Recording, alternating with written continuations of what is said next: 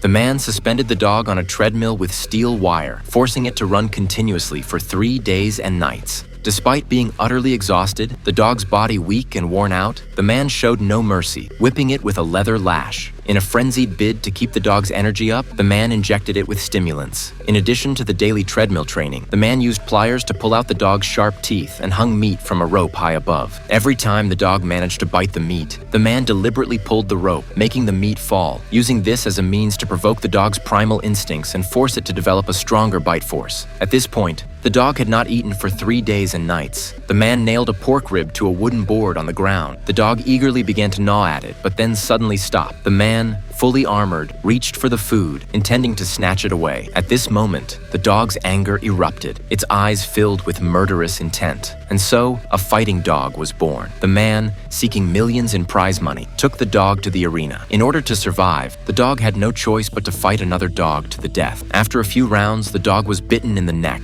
and blood sprayed out. During the break, the man held the dog in his arms and scolded it harshly, expressing his displeasure as if to say, "If you lose this fight, I'll kill you." With its body covered in wounds, the dog re-entered the fight. After a fierce battle, the dog ultimately won, earning the prize money. The dog's mouth was stained with the blood of its fallen opponent, and as it looked at the lifeless body of its fellow dog, it felt overwhelming guilt. The man, not satisfied with this victory, continued to take the dog to more fights in hopes of winning even more money. But the dog, exhausted by the brutal life, no longer wanted to live as a weapon. One day, a sudden power outage in the arena gave the dog a chance to escape. The dog ran as fast as it could, seizing the brief moment of freedom. It met its only true friend, another dog, and together they lived a relatively peaceful life. But this peace didn't last long. One day, the dog and its friend, Little White, were captured and taken back to the stray dog shelter. The dog witnessed Little White being cruelly killed by humans, and it finally saw humans for what they truly were, consumed by rage. It decided to take revenge on humanity. At the same time, a girl who had become depressed after her dog was abandoned by her father started posting lost dog flyers everywhere, hoping to find her lost pet again.